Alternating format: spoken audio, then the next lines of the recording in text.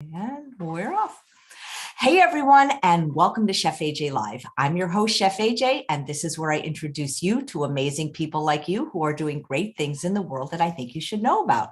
Well, today is day 7 of ACLM week, and I'm kind of sad to see it end because we have been given some of the most wonderful healthcare practitioners that are also members of the American College of Lifestyle Medicine, and we got to know them a little bit more and the organization who kindly has given a discount if you check below this video for some of their wonderful courses. You can even get continuing education units for taking them.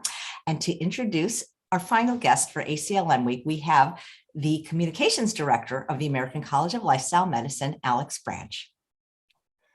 Hi, Chef AJ. It's great to be back. Thank you so much. ACLM also shares your sadness in seeing the end of ACLM week, but it's been fantastic. So I just wanted to thank you, a sincere thank you on behalf of ACLM for hosting us this week. It's been great. I think we should do another one in the fall closer to your conference to inspire people about your conference to attend.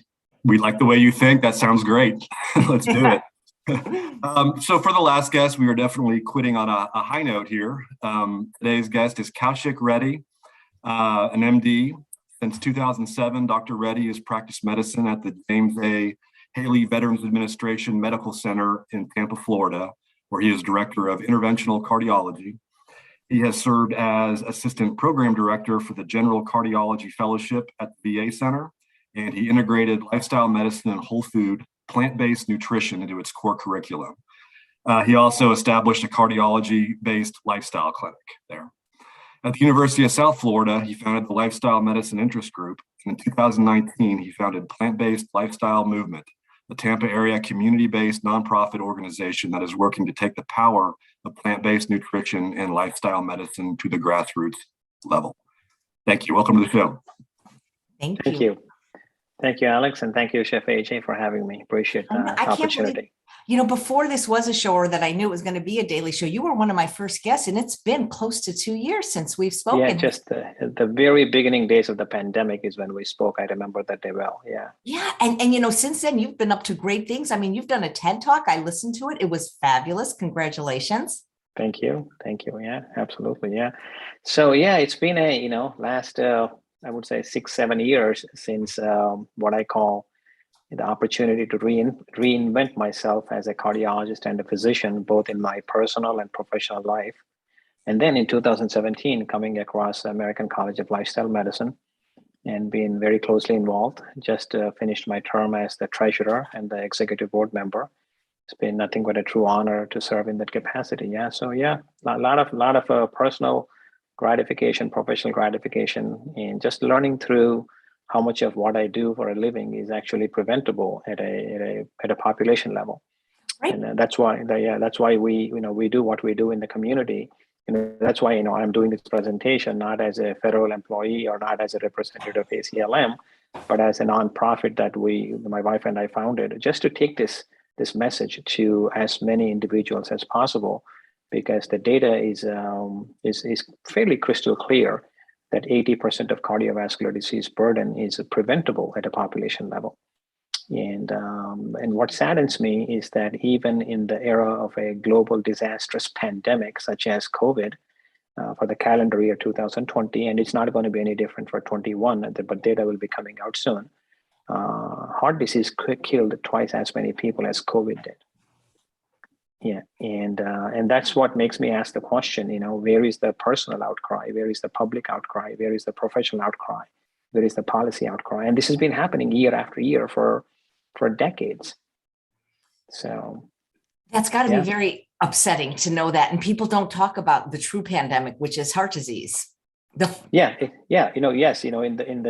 the midst of heart disease, rising diabetes, heart disease, obesity, and on top of that, we got COVID. So a pandemic in the midst of a global endemic, and what could go wrong, right? And we're seeing it. We're seeing it on a daily basis. Just on Friday, at least as per the official records, close to 4,000 people died due to a viral illness in this country. This far out into lifestyle factors do play, but as we know, vaccination and age are at the top of the risk predictors. But after those two, lifestyle factors do play in. When you get infected, what happens? Yeah, it is frustrating, but when I talk to patients, friends, and family, and whoever listens and pays some attention and makes some minor changes, and they call me back in a month and say, "Hey, doc, thank you. I'm no longer taking 3 blood pressure medications." It also ends up being literally one of the most rewarding things I've ever done in medicine. Yeah. I mean, that's incredible that 80% of it could be prevented. That is astounding, 80%. Yeah, 80% of cardiovascular disease burden at a population level. Yeah, when when we speak to a mass swaths of entire national populations, yes, that's true. And population medicine is slightly different than personal medicine. When I see people on an individual basis, then details get into a little different, and then things may not respond at an individual level. Things may be a little different, but still they do work phenomenally well. Yeah, even as sometimes even in very advanced stages of disease, end stage heart failure, people who have had 2 strokes, people who are on advanced kidney disease, and if they makes very simple changes to their dietary habits, sleeping habits, stress reduction, still they can make enormous gains. Why isn't everyone talking about this, especially every cardiologist? I mean, this should be like a tenet of cardiology.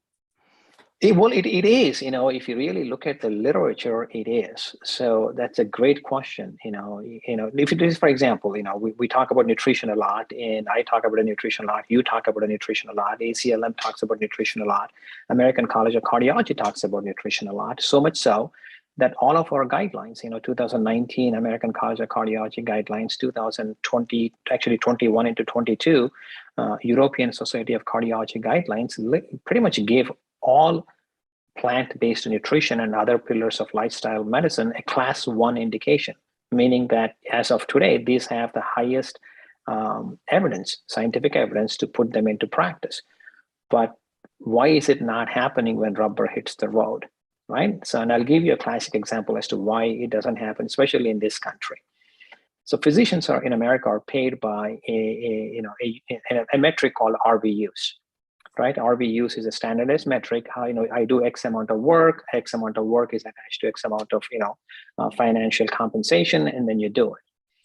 So it turns out that one of the most established cardiovascular risk factor that gives you the best bang for your buck is getting people to quit smoking.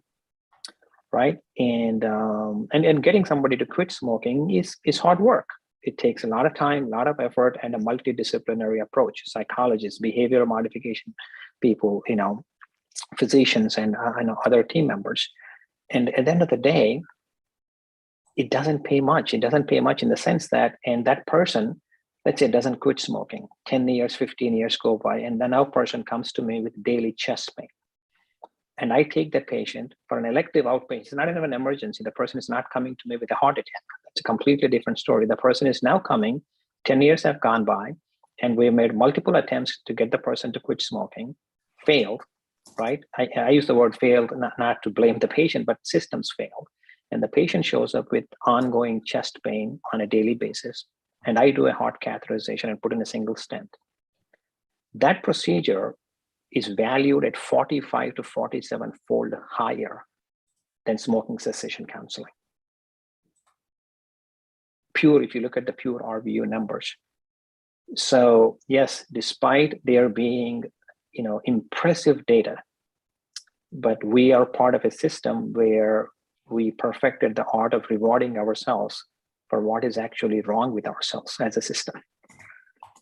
And if you build a system where physicians and other healthcare professionals are paid just as much for smoking cessation, nutrition counseling, lifestyle counseling as a cardiologist would get paid for a stress test or a heart catheterization, that's how we flip the pyramid.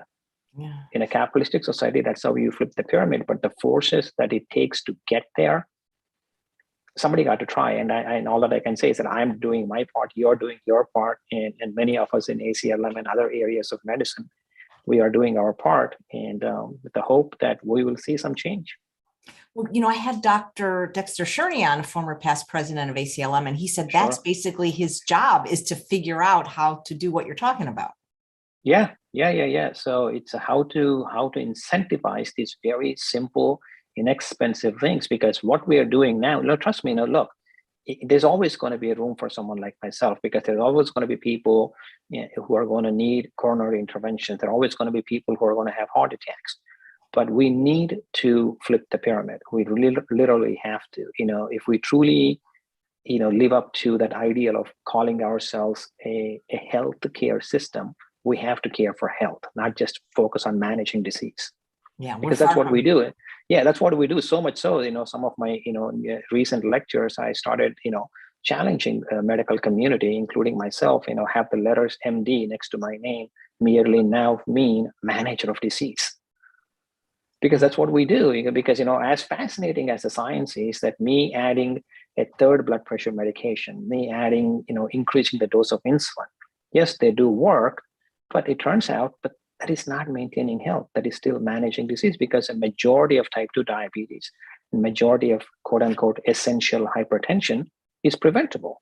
And we have known this for many, many, many decades. Yeah. Well, a lot of people say, no, well, it runs in my family. So that's a great point. So yes. Yeah, so we hear this, and I actually wrote a paragraph in the most recent essay that the ACLM published. My section was on lifestyle medicine and cardiovascular disease. And in that, I think the third or the fourth paragraph, that review article that I authored, is that as physicians, we frequently hear, but doc, the damn disease runs in my family. So what do we know about that? What do we know about it? If I may, I want to share a story. It's like a true event that takes you back to 2017, Anaheim, California. And the stage is that the American Heart Association annual meeting, where literally who is who in the world of cardiology and cardiovascular research attends this meeting. It's one of the most prestigious cardiovascular medicine meeting on the planet. And presiding over the meeting was John Warner, newly minted and newly elected president of American Heart Association. A day before his presidential address, while walking the floors of the AHA meeting, he suffers a massive heart attack and almost dies on the floor of the AHA meeting. And thanks to our contemporary systems and technology, Dr. Warner was shocked a couple of times. I was not there physically that year, and was taken to a nearby hospital, got a couple of stents. And you can go to American Heart Association website and listen to his speech, presidential speech that he gave from the hospital room on Skype. It's archived on AHS website. And in that discussion, in that lecture, Dr. Warner says that, if I may, I'm probably paraphrasing that, but both sides of my family's lives have been cut short due to this dreadful genetic, predisposition to heart disease. And that may be true. Some of us may have a true genetic condition.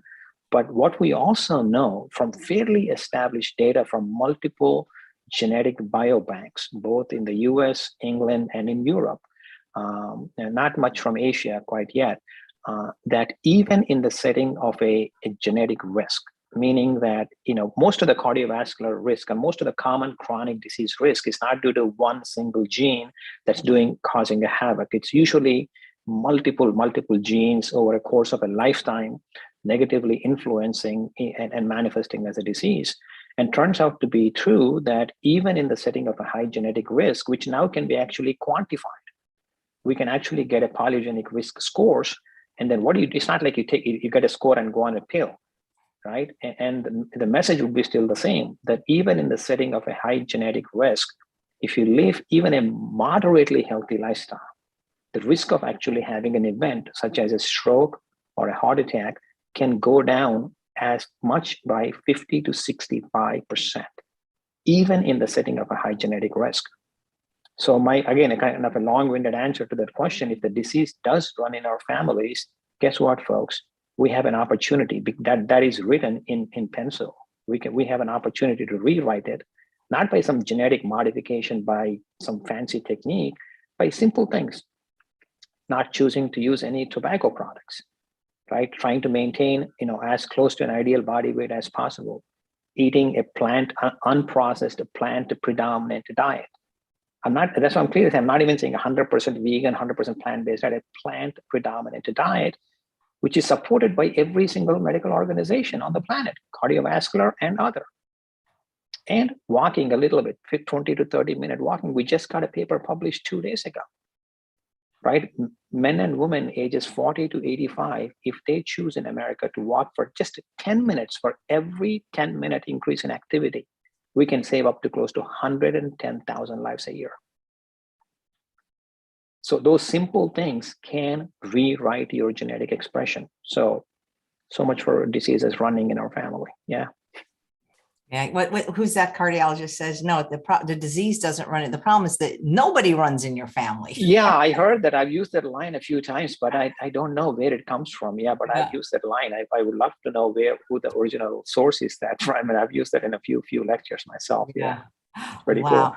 Yeah. You know, I watched your TED Talk. How did that come about? That must have been very rewarding. It was a very good talk, and I'll link to it in the show notes. Yeah, absolutely. Yeah, kind of, I kind of a shameless plug-in, if you want to call it. I'm actually asking the viewers to check it out. Yeah, use the link. And if not, just go to YouTube and just type in carrot and stent. It's usually the first hit that shows up on YouTube now. And I did not know up until actually last year, that I work for a VA. I just the only quote unquote conflict of interest, if you want to call it, I just run a nonprofit on weekends just to get the word out. I don't run a business on the side. I'm a VA employee. I'm not doing this presentation as a representative of the VA, but the VA has a TED chapter, and they had invited me to do a talk because they heard of the clinics that I've been running for the veterans at the Tampa VA Hospital.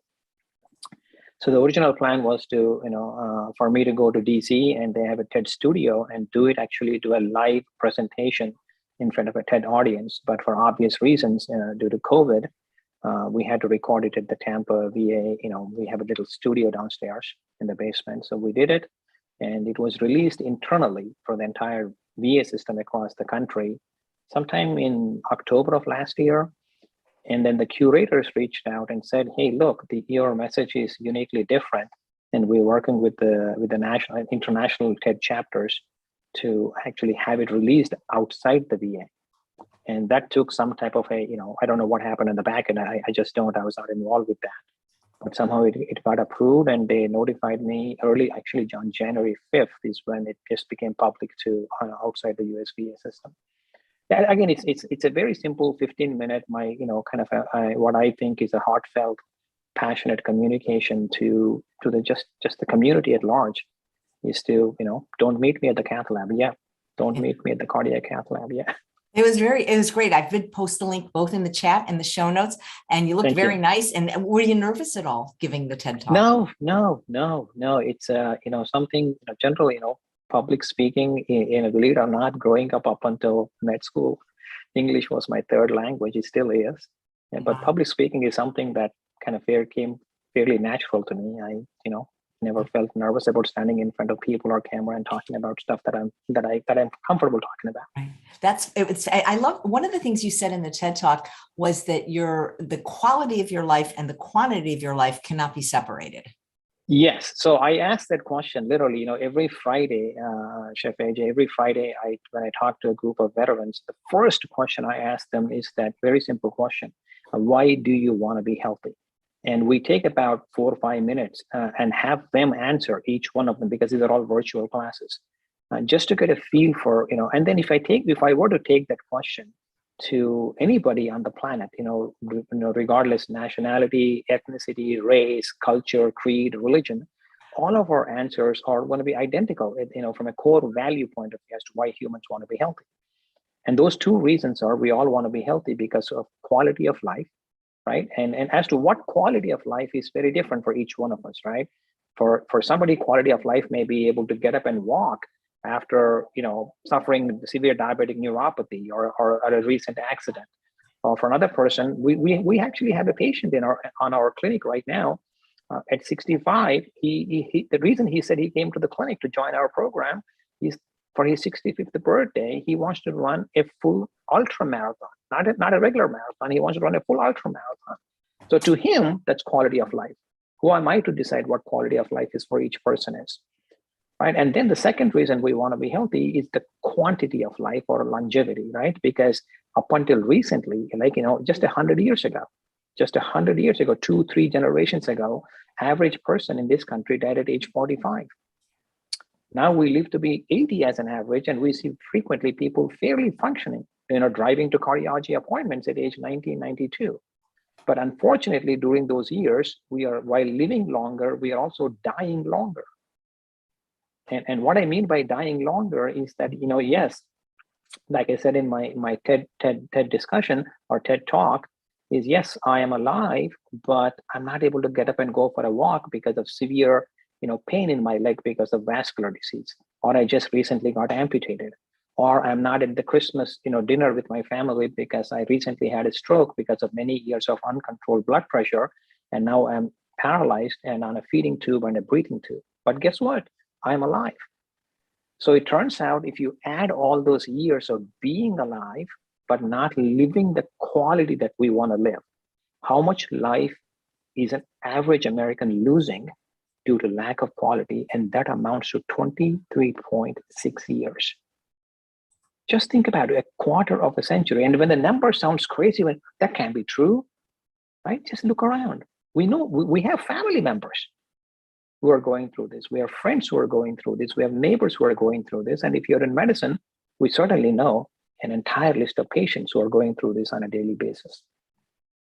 So that's and majority of this, a vast majority of that is due to preventable chronic diseases. I love how you say, meet me at the cath table or the kitchen table. The reason I say that kitchen table is because there's a reason behind that. Why is this guy prioritizing, nutrition? It's because, look, I'm not some type of a nutrition epidemiologist or, basic nutrition researcher. I'm just a clinician in the trenches, following the guidelines and trying to convey the message to as many people as possible. And the reason, I bring up nutrition, because diet-induced risk is one of the leading contributors to cardiovascular disease. If not the leading contributor, depending on which part of the world we come from, is diet-induced risk is the leading contributor. And so is high blood pressure, right? The things that we know of, almost close to 60% of America, close to more than half of America has diagnosed high blood pressure that we know of. And if you look at all the cardiovascular disease risk factors, nothing else responds better to dietary modifications than high blood pressure. And if we lower blood pressure by even like at a population level, even by 3 to 4 millimeters, an average blood pressure goes down, the stroke risk, the diabetes, the kidney damage risk, the heart disease risk will plummet just by that one risk factor, which responds phenomenally to dietary changes. Wow. So yeah, hence my logic of, meet me at the cat's table or the kitchen table. I love that. I love these little sayings because they're so easy to remember. So Priscilla, who's watching live, says, as long as there are stents and medications, people won't do this. Do you find that to be true? Not really. No. Look, stents and medications have a place. And trust me, there's always going to be a place to do that. But I don't think people know. I don't think we have done a good job of taking the message of these simple pillars of lifestyle medicine to the masses. Right? For example, look, right, for example, departments of public health, right? Why is a cardiologist, an interventional cardiologist, talking about this through a chef to the world, right? Shouldn't this be the message of elected or appointed public health officials, right? Who should be fully funded, meaning that every town in America, as we crisscross our freeways and interstates, there should be billboards for healthy eating and healthy living, not for junk food and tobacco. But guess what? So yeah, there's always going to be room for people like myself, because there's never going to be a utopian, perfectly healthy society. And despite all of this, despite doing everything to the picture perfect way of living, there's still going to be people who are going to have disease, because biology is stochastic. Biology is not deterministic. And that's why there are going to be smokers who will never get heart disease. There are going to be smokers who never get lung cancer, while a marathon runner vegan is going to get diagnosed with a breast cancer in her 40s, right? So that way we have to be kind of open-minded. And yes, there's always going to be room for stents, and there's always going to be room for medications. But we have to, the onus is on us on the healthcare side, and also as a society, to prioritize the simple 6 pillars of lifestyle medicine, and then chip at it one step at a time, kind of gradually improve how we practice this in our daily lives. And but one thing though, I'm fairly optimistic just looking at the next generation of doctors, next generation of trainees, and the most of the new programs, are how quickly they are adopting, and also a lot of forces like American College of Lifestyle Medicine, getting the word out, putting the curricula out, so that there's a new generation of doctors that are keenly interested. Because I see this every Friday when I teach a class, when these young minds, students and young medical residents, come sit with me and watch me how to communicate this message to a lay person. They are so inspired. I said, oh my God, why are we not talking about this? No, of course we are talking about this. That's why you're here. So it's going to take some time, but I'm optimistic, because I am an eternal optimist. I'm optimistic that the pendulum is going to shift. That is great. But right before we went live, we were saying, we were maybe worried that there was going to be questions. There's plenty. Don't worry. I have so many from live viewers, but I would like to, if you don't mind, ask one that was the person took the time to write in, knowing you were going to be a guest.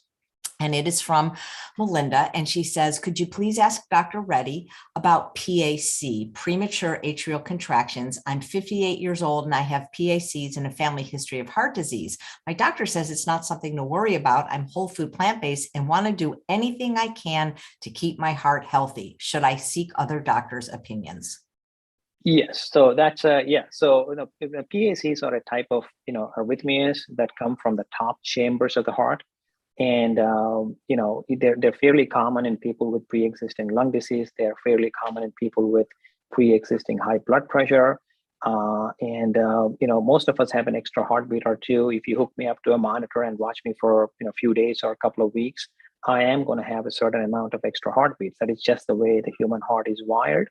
To answer that very specific question in terms of what to do about it, it depends on how many you have, to have the burden quantified. If every other beat is a PAC, and then you have, more than X% of your daily heartbeats are coming as PACs or premature atrial contractions or complexes, then you need to have a specialist within cardiology, one of the electrophysiology doctors, through consultation with your physician, to see what can be done about it. Sometimes we could use a simple medication. Sometimes you may need an ablation. Sometimes they may degenerate into atrial fibrillation and other atrial arrhythmias. So kind of, a whole food plant-based diet is I'll be lying to you if I told you it's going to miraculously cure your PACs. It's not, at least not that I know of. But it does other 30 miraculously good things for your entire body. Again, I just want to get that out straight, is that if you're under the impression that whole food plant-based diet is going to be somehow curative for a PAC, most likely not that I know of. Great. But you know what? But it's still worth doing for all the other reasons you mentioned. Oh yeah, absolutely. Yeah. Absolutely. It is supported by that, and again, don't do any of these things because some, plant-based biased cardiologist wanting to, lure you into his way of eating. Now, this is supported by every cardiovascular and non-cardiovascular medical guidelines with a class 1 highest order of medical evidence. That's where we are right now, as of 2022. Right. Here's an interesting, I'm sorry, go ahead. Go ahead. No, go ahead. Good. This is an interesting question from Becky. She wanted to know, of all the lifestyle factors, which are the worst for the heart? Because people are asking, how does vaping affect the heart? How does alcohol affect the heart? How does coffee affect the heart? And how does smoking affect the heart? So what's the worst thing we could do for our cardiovascular health? Is smoking. The worst thing that you could do for you as of now, based on evidence, is smoking. And the same thing with vaping. There's an American Heart Association position paper that came out. Yes. Yeah. Tobacco, unfortunately, if you look at the adult population, the 2022 American Heart Association position paper just came out. Every year in January, they release the contemporary statistics to see, where is the burden, what percentage of America is smoking, what percentage of America is obese. Believe it or not, 18% of adults are still smoking in this country. 1 in 5 people are still using some form of tobacco. And that's number one. And other, in terms of other risk factors, it's believe it or not, that's one of the things I tell my patients when they attend my lifestyle medicine discussions every Friday is, if you're smoking, I'd rather have you go to a smoking cessation class. get that taken care of first. Yeah, while you're struggling with that, do other things as much as you can.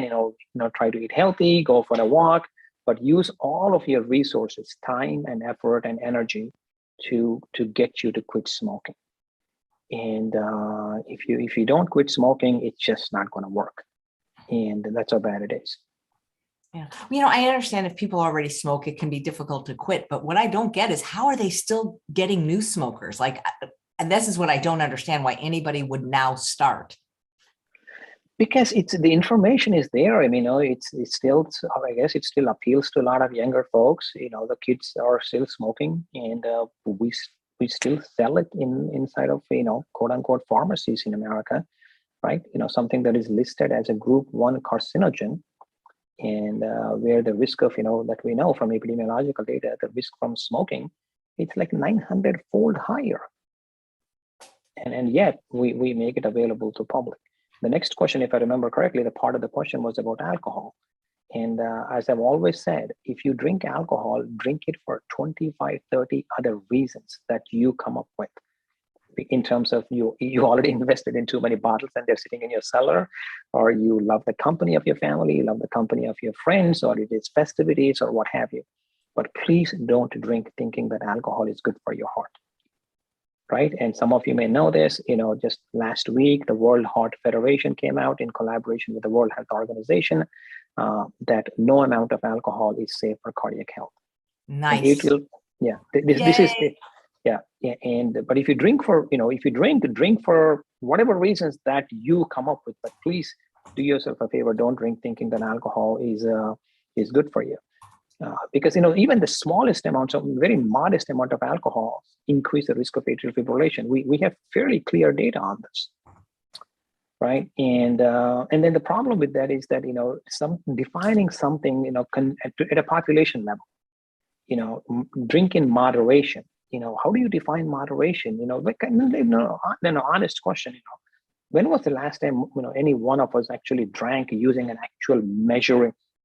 I'm actually going to pour myself one measured drink, right? For some of us, a measured drink is an entire wine glass, which is usually 3 to 4 drinks. A standard American wine glass is 3 to 4 drinks. And if you're a woman over 40, just look up the 2020 cancer prevention guidelines. It clearly states any amount of alcohol increases the risk of breast cancer after age 40. Because it is listed as a group 1 carcinogen. The first active metabolite of alcohol is S-aldehyde, one of the most potent carcinogens that we know. So I used to drink, not a lot, but it's, I haven't had a drop for almost 3 years now, almost 3.5 years now. I was never a big drinker, a pack of 6-pack beer used to last me 7 months. But even that I gave up because it just didn't make any sense for me to knowingly put in something that I know over the course of a lifetime increases the risk. Yeah, well, like Dr. McDougall has always said, people always are looking for good news about their bad habits. And I have never seen a medical doctor who doesn't drink recommend drinking. It's always the ones that drink that recommend drinking. Yeah. But, again, most doctors who actually drink, they know if you look at the science of it, unless it's very difficult to quantify this risk, because we really don't know when people say that I only drink a measured drink. And then also, if you look at the data where alcohol is beneficial, one of the things is that how it was quantified as to how much they drink is fairly skewed. So my recommendation to all my friends, patients, and family is that don't drink. Yep. Period. That's not even a questionable thing. Yeah, if you drink for social reasons, whatever, but what bothers me is a lot of people empty red wine bottles, thinking that it's good for them. Thank you so much for that. So, smoking, you mentioned that probably the worst thing you could do for your health, for your heart. What is it about smoking? Is it the tobacco? Is it the nicotine? Because then people are thinking, well, chewing tobacco is okay or vaping is okay. No. Any form of tobacco, I remember reading in a paper, I think I have it on one of my slides, that last time anybody checked, there are about 1,700 different carcinogens in tobacco smoke and any form of tobacco. And it really, damages our endothelium. It damages the way the blood cells behave. It damages the way the blood clotting mechanisms behave. It increases, the spasm in the blood pressure increases your, risk for arrhythmias. It increases the risk for high blood pressure. This is just purely from a cardiovascular point of view, right? And we also know that, people who continue to smoke also tend to have higher risk of recurrent events. And, for example, when we see people, even till this day, when I see people come with the first heart attack before age 40, the first thing I ask them was, are you smoking? I actually don't think of a genetic condition. When a 40-year-old man shows up in my doorstep with an active ongoing heart attack, the genetic risk is actually somewhere on the bottom of my list. First thing I ask the patient is, how long have you been smoking? And I've been in this business for many, many years. And exceedingly rarely people who have heart attacks before age 40 are non-smokers. Most of the times when people have heart attacks before 40, usually some degree of smoking or tobacco use involved. And there may be some family history, but if you really sit down and talk to them, what actually is the family history? We hear this. Dad had a heart attack, mom had a heart attack, grandpa had a heart attack around 40, 45. The first question I asked them, did you guys get a genetic profiling? No, that's not the first question I asked them. Did they also smoke? Almost invariably, I get the answer, yeah, they smoke like chimneys. So what we say family history is not necessarily the genetic component of the family history. It's the lifestyle habits that run in our families, including, habits like alcohol use, habits like tobacco use, and more importantly, habits like the food that we eat. And also to reducing the event of a cardiovascular disease or a heart attack to one entity is overly reductionistic, because it is such a complex, process. Because, simple things like, for example, somebody with high blood pressure or diabetes, right, has a nicely comfortable life, no issues, but doing the best he or she can do to manage high blood pressure and diabetes. There's another age and gender matched person, high blood pressure, diabetes, single mother, working 3 jobs, 2 night shifts, right? And ranks her own stress levels as 11 over 10, right? Right there, we know this very clearly. Stress exponentially increases the risk of a cardiovascular risk factor, while all other risk factors are matched. So we have to take all this into factors, because it is a complex interplay of many things that happen to an individual over a long period of time. And that's why, yes, I'm passionate about, a certain way of plant-based way of eating, but we also have to take extreme importance and pay attention to all the other 5 pillars of lifestyle medicine. Right. Do you recommend any of the genetic testing? Not routinely, because they're commercially available. There's something called as polygenic risk score. When I say not routinely, I'm talking about the type of heart disease which is atherosclerotic heart disease, where you build up plaque inside of your blood vessels that causes heart attacks or angina, the chest pain, and then congestive heart failure over the course of time. So for those, as of now, yes, there are commercially available polygenic risk scores. They can be obtained. I think you got to pay a couple of $100. They're getting cheaper. But the question then would remain, what are we going to do about it? It's not like I have a gene therapy as of now, because if your genetic risk is high, all that I'm going to say to you is the exact same thing, right? The reason I say this, I'll give you an example. I actually have links to in almost all of my presentations on this paper. And because we looked at people with stable heart disease, meaning that they have blockages, but they're not experiencing an active heart attack, and beautiful studies were done. How do we manage these patients? Should we send them for bypass operations? Should we stent them? Or can they be managed with medical therapy and lifestyle modification, and see what happens? Which one wins? Right? Trial after trial after trial. So much so, this is actually written in pretty much in concrete in cardiovascular medicine. People with stable ischemic heart disease, the kind where you have blockages in your heart arteries, can be managed medically for a very, very long time. And after 15 years of following one of the very first medical research, right, the editorial that went with the 15-year follow-up of the paper did not ask for the best of cardiac surgeon. It did not ask for the best of stents, nor did it ask for the best of medical therapy. it asks for three things, folks. Don't smoke, eat healthy, and exercise regularly. That is the actual quote of the title of the editorial that went with the 15-year follow-ups of stable ischemic heart disease in a randomized controlled trial, which is the highest order of medical evidence. That's what we concluded. And that's exactly what I'm going to tell you up front. Hence, don't meet me in the cardiac cath lab. I'll do a heck of a good job, but not a good place to meet me there. That's great. I don't know if you know the answer to this, but Lori says, is there the equivalent of American College of Lifestyle Medicine in Canada? Yes, I think there's a Canadian Society of Lifestyle Medicine. I know there's one in India, there's one in Australia, there's one in Japan. I'm pretty sure there's a Canadian Society of Lifestyle Medicine. I think so. Yeah, I have to look it up, but I have not come across in terms of leadership. Even with my very close involvement with the college here in the U.S.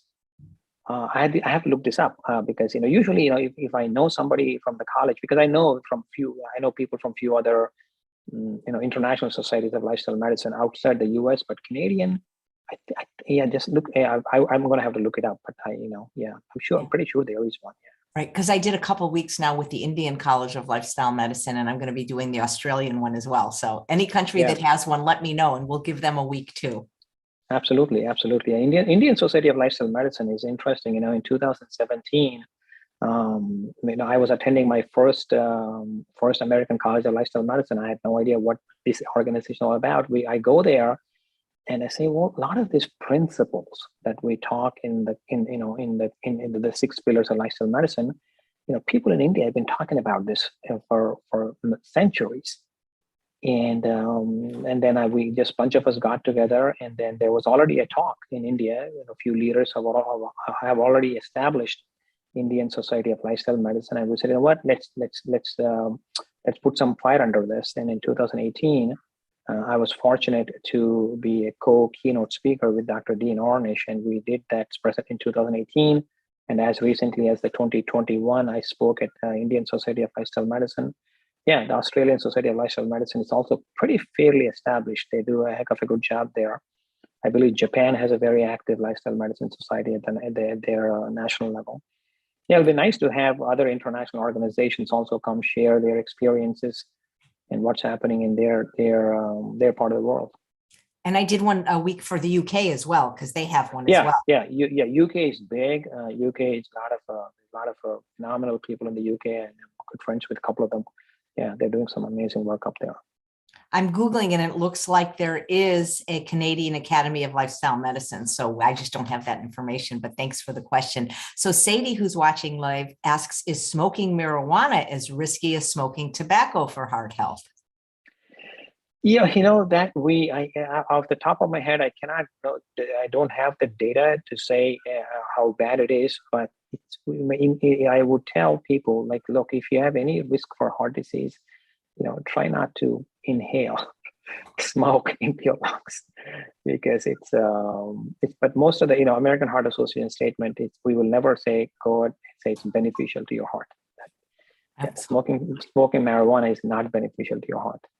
Or vaping, I would imagine. Vaping we know for sure. Vaping, actually, AHA put out a scientific statement a couple of years ago or last year with a lot of data showing that this is not good for your heart. Yeah, or really good for any part of your body for that matter. And I'm just, the cardiology bias in me. Of course. Yeah. So Terry says, is it possible to reduce arterial calcification with a low-fat plant-based diet? No. If you want a one-word answer, no, don't fall for that. So because this plaque reduction and reversal is a very complex process. To quantify that, there are standardized measures. And there's one, if anybody wants to look it up, right, is what we know is this. There's a trial published last year in the Journal of American College of Cardiology, the imaging section. One thing that we come up with in cardiology is pretty interesting acronyms for trials. Okay, we are very good at that. So there's a trial that came out last year called DISCO, like in disco dancing. There's a trial called DISCO CT. It's a very small trial. If I remember correctly off the top of my head, it's about 54 patients with established coronary calcium plaques, meaning these are calcified plaques. And they were randomized, actually randomized, meaning that just blindedly randomized to two groups. One group with the standard of therapy, other group is standard therapy plus a well-balanced plant predominant diet. What they clearly showed in that very small subset is that a plant-based diet prevented the progression of calcification, further calcification. Okay, so again, once you have calcified plaque, it tells us that the disease has gone on for a very long time. And what actually happens is that either you take a statin medication, depending on your preferences and what the calcium score is, or you take a statin medication plus or minus, or vice versa.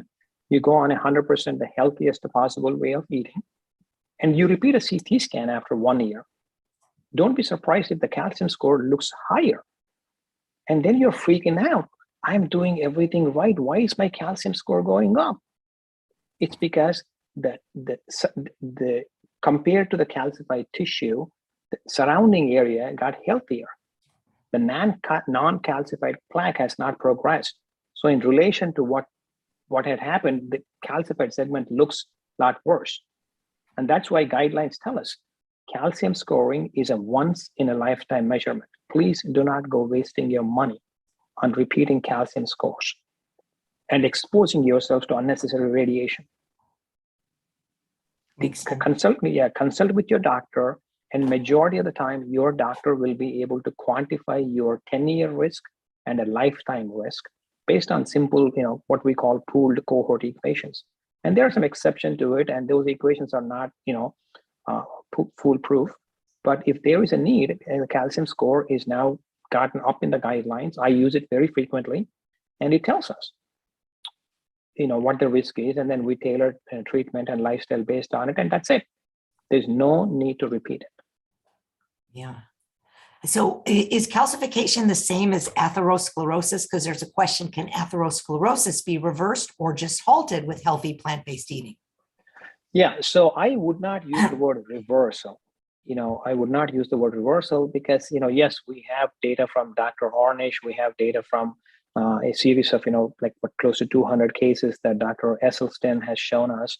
But, from what I recall, Dr. Ornish's data has not been duplicated.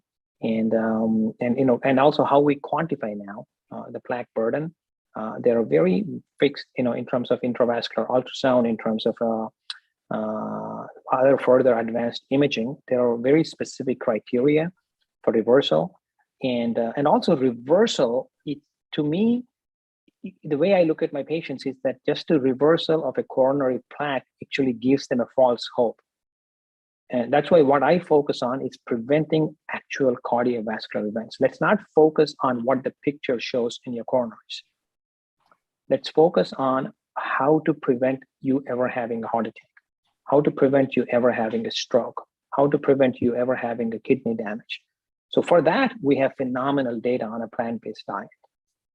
So, but yeah, that's why I don't focus much on reversal, but there is some data with very high dose statin therapy based on intravascular ultrasound measurements, which is the gold standard for plaque quantification now, that some degree of plaque can be reversed, but it's on a very high dose statin therapy that is very, very, very minimal. And to me, the only thing that matters to me is that will all of this translate into you not having a heart attack? Otherwise we are just kind of approaching it in the wrong way. And also to meet somebody in my office and say, hey, eat XYZ way, your plaque is going to disappear in your coronaries. I don't think we have that strong of a data to say that I can reverse your coronary disease. I can prevent it from getting worse. I can prevent it from progressing. I can prevent you, for the most part, I can prevent you from having a heart attack. Martin asks, what's the biggest indicator of heart disease? Well, the biggest indicator in terms of, say, for example, a 50-year-old person comes to me and say, hey, doc, a new time, I just recently established care with my primary care doctor, and my primary care doctor sent me to a cardiologist because I told her or him that, yeah, I smoked for a couple of years and my dad had a heart attack. And where am I at? What do I need to do? Can you help me out? Right? We get these patients all the time, establishing care and screening. So there are fairly simple, we can look at, one of the things is age, right? How old are you? Are you on do you have high blood pressure? How long have you smoked for? And what's your cholesterol numbers? Right? Based on this, we can quantify your 10-year risk and a lifetime risk.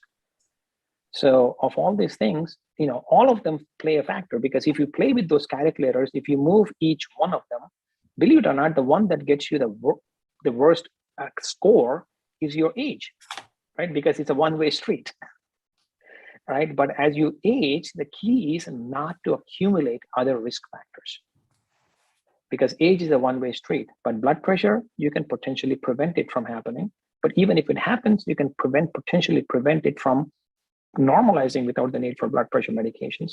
Same thing with diabetes, same thing with high cholesterol numbers, same thing with smoking. So it kind of, I'm just trying to give you a very comprehensive answer as to how to approach this, because saying this one thing is the be all and end all, and you have to do it this way, it's just not right. That doesn't serve anybody good. Right. Well, you've mentioned that smoking, whether it's tobacco or marijuana, not good for the heart, alcohol, not good for the heart, but there's a few other substances that people like to ingest often on a daily basis that's very controversial, even in the plant-based world. So what do you say about sugar, oil, and salt, and caffeine for the heart? So yeah, sugar. So let's start with sugar. So sugar, again, all these things are, the way to look at that is that do I have science to tell people that human beings should not consume sugar, period? No, we just don't have the data. But what it boils down to is the dose exposure. How much processed sugar are you eating? Right? Let's say, for example, a person eats a 100% whole food plant-based diet, except once in a while he puts in half a teaspoon to 1 teaspoon of brown sugar in his Indian tea made with soy milk. Is that person going to be dead because he or she ate? Because that person is me. Okay, so that's the way to look at this: is the dose exposure, frequency, and quantity at an individual level. But at a population level, it's a huge problem, because just look at the amount of sugar that an average American is eating, his or her body weight per year in pounds. That's when it becomes a problem. So at a population level, if I'm talking to entire America as a whole, yes, cut down the consumption of processed sugar. That's one. The second one is oil. Again, what are you replacing it with? Right? If you're replacing avocado oil for avocados, no, it's not good for you. If you're eating olive oil instead of olives, no, it's not good for you. But if you're replacing butter, lard, right, or other animal products with small quantities of olive oil, the data on this is crystal clear. That the tissue concentrations of vegetable oils actually are cardioprotective. So this notion that the diet has to be completely oil-free or else you're going to die is just not evidence-based. There's no evidence to support it. I'm willing to take any debate with anybody on this from all over the world. There's absolutely, but the way to look at this, what are you replacing it with? So the question comes in the caloric burden, because 1 tablespoon of oil is about 120 calories. And if you are on a mission to lose weight, it adds that caloric burden without adding a whole lot to the nutritional value of your calories. So I don't like this approach of, be all or end all, like, no oil, no, that's not true. It doesn't work that way. It's a dose exposure. How much are you actually consuming? Meaning that if I can get a truck driver who is living off of the highway food, somehow I enable him or her to see the value in healthy eating, that instead of eating junk food 3 meals a day, now he's eating nothing but large bowls of salad. But the only way he can do that is by sprinkling a tablespoon of olive oil on a heap of kale and bean salad, right? that would be phenomenally health promoting for him compared to where he was. And that's the way we should really do lifestyle medicine, because otherwise, if I say, you know what, this salt, oil, sugar, nobody can come close to any one of them, we're going to actually end up failing a lot of people. Because not just because of my ideology or anybody's ideology, we just don't have enough data to tell an entire swath of population that they cannot eat any sugar.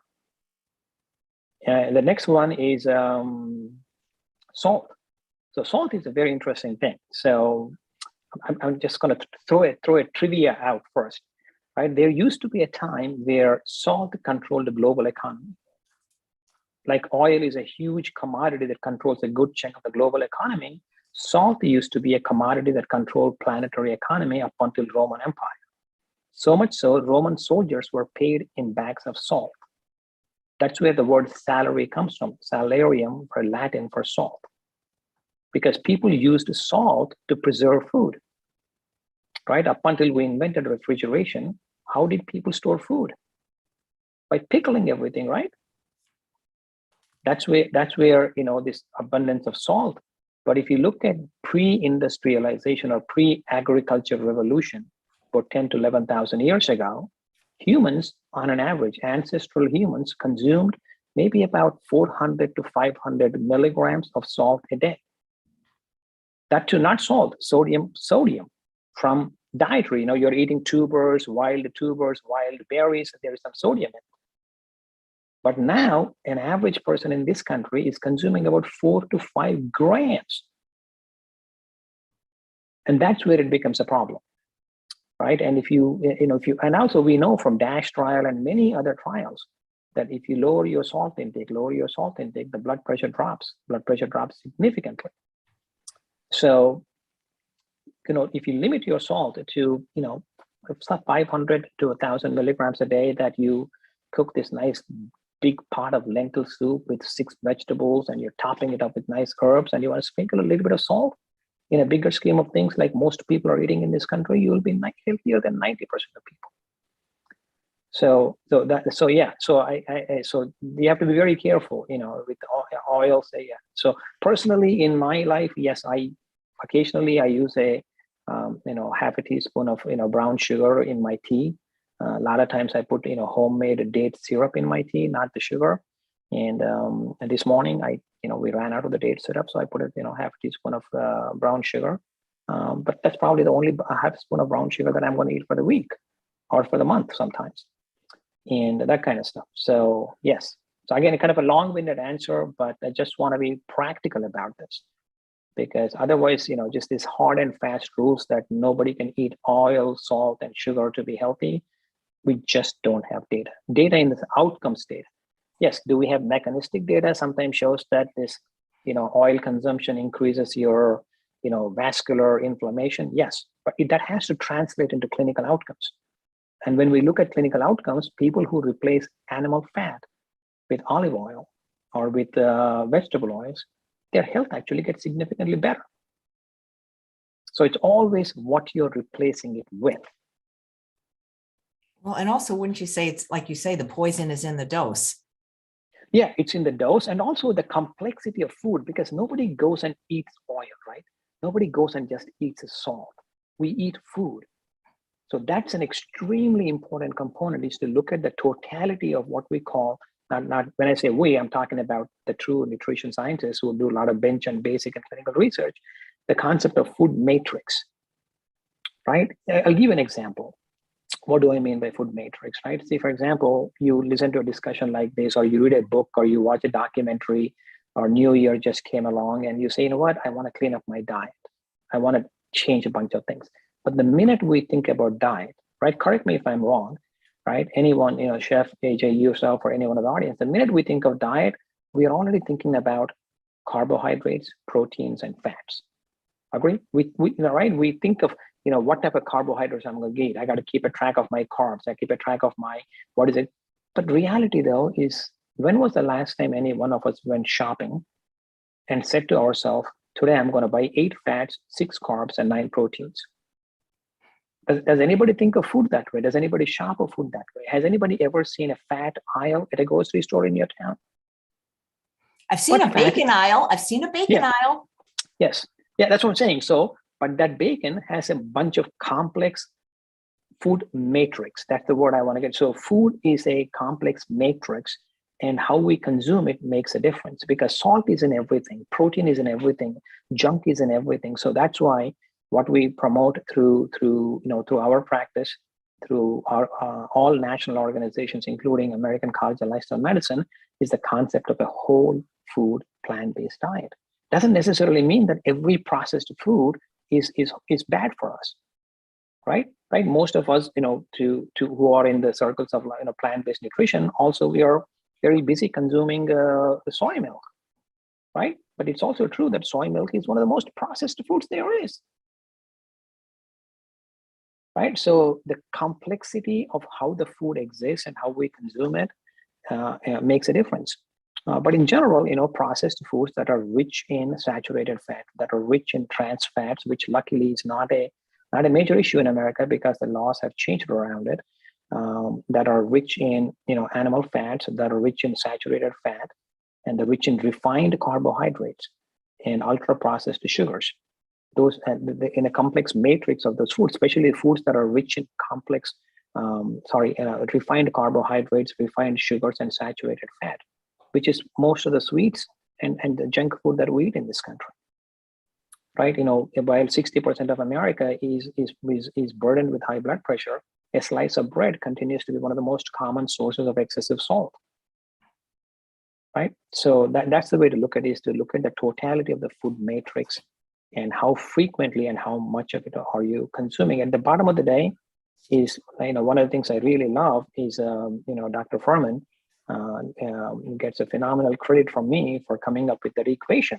Which he calls it the nutrition sciences equivalency of Einstein's equation, meaning that when written on a piece of paper fits within 1 inch, but pretty much explains all of nutrition, which is health equals N/C. Right? If you have a plate of food in front of you and you want to consume it to promote your health, just look at the nutrient density of the food, because the nutrient density of the food is directly related to your health. And look at the caloric density of the food, because it's inversely related. So if you use that logic, most of the nutrient dense foods are plant-based, and they're also low in calories. Because you can eat only so much of broccoli, Brussels sprouts, kale, and cabbage, folks. You can't, right? And you can't overeat and gain weight on eating those things when prepared in a healthy way. Yeah, if you take them and add a bucket of butter to it, then you defy the purpose. So again, hope you get the message. I just want to drive that home, because I've seen this, that people getting fixated on, absolutely, you cannot eat oils, you cannot eat sugars, you cannot eat salt, and you cannot touch any of these things. They are somehow poisons. No, it's a little bit. They don't harm our endothelial, sugar, oil, salt, caffeine. They don't harm our endothelial. I mean, they're not. Yes, they do. But biologically, yes. If you look at, experiment of sugar, loading somebody with heavy doses of sugar, oil on a biological, tissue sampling platforms, they do. But the highest order of evidence in medicine is clinical outcomes. Right? Clinical outcomes clearly tell us that don't eat too much processed sugar. Right, but again, it depends on where that person is in his or her life, and what are their objectives, what are their disease diagnoses, right? And then you got, at the end of the day, see, for example, running this clinic for the past 4 or 5 years, majority of my patients who attend the clinic are actually not whole food plant-based. I would say maybe only less than 5% of the patients who come to my discussions end up being completely 100% plant-based. But majority of them have cut down eating processed foods. Majority of them have cut down their oil consumption. Majority have cut down significantly their salt consumption and sugar consumption. And ultimately, what boils down to, at the end of the day, one simple thing: you're avoiding energy excess. That should be the fundamental focus. How can you cut down excess energy consumption and eat a nutrient-dense food? If you use that logic time and again, you end up with a plate that is at least 85 to 90% unprocessed plant-based material. And when you get there, for your personal likings, you want to sprinkle a little bit of olive oil, outcomes data clearly tells us, including all cardiovascular guidelines, actually support the use of vegetable oils in small quantities as opposed to animal-based fats. Now, the next question is that would you be better with absolutely no oil? We just don't have outcomes data on it. We just don't have a long-term follow-up with enough number of patients where they were compared 100% plant-based diet with a drop of oil, without a drop of oil. I don't think anybody's going to ever do that trial. You wouldn't want to debate Dr. McDougall on that, would you? Well, the only authority on science is I would love to debate anybody is the data. Like, do you have outcomes data? It's published, peer-reviewed outcomes data that we use, right? And that's all I hear about. Anecdotes. Can I say that one of my patients went on a plant-based diet and completely became healthier? It's primarily because a plant-based diet significantly lowers your energy consumption. You are eating less calories. You lose weight. When you lose weight, your inflammation goes down. All of this is supported by evidence. But saying that your entire body's inflammation is because of you ate 1 spoon of olive oil on a heap of salad, that is very disingenuous, because we're gonna dissuade a lot of people from eating the deadly American diet to eating a predominantly plant-based diet. Because again, because the data on this is very, very clear. That's why every single cardiovascular guidelines clearly support small quantities. The problem with oils is not because they're going to kill us. The problem with oils is they are loaded with calories. Yeah. Well, and most of go ahead. What I was going to say though is I look at things, maybe I'm not a doctor, so I look at things a little bit different. And my perspective is it's not a whole food. It doesn't exist in nature. Our ancestors didn't eat it. And so while I'm not against people eating fat, I feel that from a culinary perspective, I could, the person that needs olive oil to make their salad taste good, well, I can give them delicious dressings made out of nuts, seeds, or avocado that taste equally good, that have the fiber and the nutrients intact, or balsamic vinegar. So I just don't think it's really necessary. That I agree with you. Yeah, absolutely. So eat, that's what I said earlier, eat avocados, eat nuts, eat sunflower seeds, not sunflower oil, if you can. But if you're transitioning from the traditional American way of eating to a whole food plant-based diet, and if the only way I can get you to eat like I've been saying, an entire bowl of salad that you hated up until yesterday by allowing you to sprinkle a few drops of olive oil on it, so go for it, because for that you'll be healthier than 90% of cardiologists that I know. and also, and that being said, in terms of foods being natural, right? Let's be honest, right? 90% of the foods that we eat are not natural. 90% of the food, the wheat, most of the food has been hybridized for God knows tens of thousands of years. And also, what our ancestors ate. The reality, though, our ancestors died at age 20. So their priority was fecundity. Their priority was because they knew that they're going to die before age 40. Their priority was reproduce because I'm going to die in the next 10 years. Our priority is longevity because we take it for granted that most of us are going to live past close to 70, if not 80 or 90, because of vaccination, antibiotics, and public sanitation. So our priority should be longevity, which was never a priority for human species for millennia, if not entire our existence, maybe only the past 200 years. Since we invented antibiotics, public sanitation, and vaccination, we are actually thinking about living longer. So that's what we need to focus on, is that what can I do today that's going to help me live longer and healthier, is to stop eating, this calorically rich, like, what was that? Not pollen, who said crap? Calorie rich and processed food, right? I'm drawing a blank. Come on, Novak, Jeff. So yeah, that I love that concept, is that in doing so, the reason I come across this is that I've learned a lot in the last 3 years of teaching this lifestyle medicine clinic, is to how to meet a person where they are and still enable them to switch to a predominantly or exclusively a plant-based diet, and make it a process based on their individual goals and their individual values. So that way they make a progress, and boom. And once they see the value, hey, wow, you know what? I was only 90% plant-based. My cholesterol dropped 70 points. I no longer take insulin. My doctor took me off of 2 blood pressure medications, and what I reasoned with them, you tell me where you want to go with it. If you want to completely come off a blood pressure medication, go on a 100% plant-based diet, cut that oil out, because that's extra 120 calories 3 times a day. And then 2 months go by, you lost an additional 20 pounds. Guess what? You're no longer on diabetes medications. So what do you want to do for the rest of your life? It should be based on your value system and how you felt about it. Because this one shoe fit all approach, it just in medicine, at least in my experience, has not worked. Well, I imagine, because you said you worked at the VA, so these are people that they can't make these huge sweeping changes all at once. You will be surprised. You'll be surprised. I've had veterans who tell me, look me straight in the eye. One of the best compliments I've ever gotten from a veteran who came back. Dr. Reddy, you have succeeded in converting a butcher into a vegan. That's amazing. Yeah, but it took me 6 months of not paving the path the way I see it, but working with him and his family over a course of 6 months to discussion after discussion, visit after visit, measurement after measurement, blood work after blood work, and unfortunately, stent after stent. But the best he has ever felt was when he chose the vet to decide what was right for him, and made a change based on his value system and the way he saw life, and it worked for him. But if I told him, hey, look, if you're not going to do a whole food plant-based diet, don't even come to my classes and study, because this is my way, I would have failed him.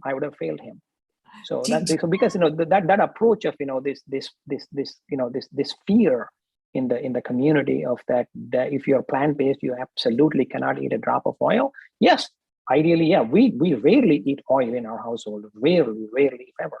Open disclosure. Personally, I rarely eat oil. We add very, very, very small quantities of salt and very, very, very small quantities of sugar. Very, very small.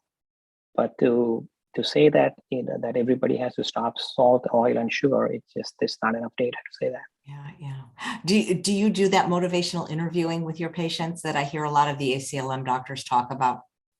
Yes, it's interesting you said that, because I used to work with a psychologist when I first got into this. She and I were what the VA called as education champions. We were the 2 education champions, and she's a psychologist with a lot of formal training. And she always used to tell me, Beth was her name, and she lives outside the US now. So Beth always used to tell me that you have a gift for motivational interviewing. I said, what does it even mean? Like, I never heard this concept of, because look, I was just run-of-the-mill interventional cardiologist doing my gig in the cath lab. I was never in my version of lifestyle modification to my patients was, yeah, you had a heart attack, take these pills, come back to my clinic and go home and eat healthy. But if somebody stopped me in the hallways and say, what does eat healthy actually mean to you? How do you get about your patients to get to eat healthy? I had no clue. But what I've been told is, for what it is worth, since you brought up, is that people and colleagues tell me that, Koushik, you have a natural talent for motivational interviewing, or whatever that means. The way I see it is that I have learned to see the person behind my patient. I literally make an effort, and I'll give you an example. What do I mean by learning as a physician to see the person behind the patient? This past Friday, my second patient was a brand new patient, 83-year-old man, came from 62 miles away from the hospital. The reason he was sent to me, Doc, I'm having chest pain on a daily basis, right? So the conventional cardiologist would ask me to go on a whole interview about chest pain. The immediate next question I asked him is, what else is going on in your life? And he tells me that he lost his wife on Thanksgiving Day after being married to her for 60 years. Okay. 3 months later, he had to go for a bypass operation. 2 months later, he had another heart attack, had to have a stent put in. 6 months later, he got diagnosed with bladder cancer. And the day before seeing me, on his birthday, he had to initiate first dose of chemotherapy. Now, put that man's experience and listen to chest pain. Completely changes, right? So this is what I mean by the true practice of lifestyle medicine, is to learning to know the patient, the person behind the patient. because it's easy for me to sit at my office, with my ACLM, I wear this ACLM lanyard that says all the 6 pillars, including, eat plants, love people, stress less. And, but when you really talk to people to just at least scratch the surface as to how they are struggling, what are their daily barriers, then it becomes very difficult. It can be done, but takes a lot of time. And that's what I always tell people: the practice of lifestyle medicine, while the most frustrating thing I've ever done in my life, is also the most rewarding thing I've ever done in my life. Well, we've got a lot of fans watching, and there's a comment: I love this man. This is life-changing for me. You sound like a wonderful doctor, very compassionate and patient. Can people see you? Is your practice open, or do you have to be a veteran? You have to be a veteran. I'm a 100% VA doctor, and that's the way I choose to be. And unfortunately, I'm sorry for those who want to see me, but if anybody wants to, I believe from a cardiology perspective, the only person that I can refer you right now is to look up Dr. Agarwal, Monica Agarwal, which most of you probably know in the space of lifestyle medicine. She's a fellow cardiologist. She is a force of nature in terms of what she has done. She, I believe, recently started an online practice, like a consultation. So look her up. She's been doing this for much longer than I've been doing in terms of plant-based nutrition and lifestyle. And speaking of Dr. Agarwal, another plug-in, Chef AJ, if I may, next month, starting in a couple of days, is America Celebrates Heart Healthy Month. And despite all the fascinating advances, some of them I practice on a daily basis, heart disease continues to be the leading cause of death in this country. So, and like I said earlier, a vast majority of it is preventable. To get the message out through our nonprofit that you see on the logo, pblm.org, for the month of February, every Saturday, I am going to host 3 legendary cardiologists: Andrew Freeman, Robert Ostfeld, Monica Agarwal, and I myself. I'm going to fill one of the Saturdays, to do a 1-hour presentation at no cost through as a Facebook Live event, just to hear from highly accomplished cardiologists who are passionate believers in plant-based nutrition and lifestyle medicine, to share their experiences, share their wisdom, and share their message and resources that are available. And where are you doing this? We will be doing this as a Facebook Live event through my nonprofit. Could you give me that information so I can promote it? And if you give it to me as a file, I'll put it on my channel. So that So in the next day or two, if you plant-based lifestyle movement, we have a Facebook page. I will send you the links.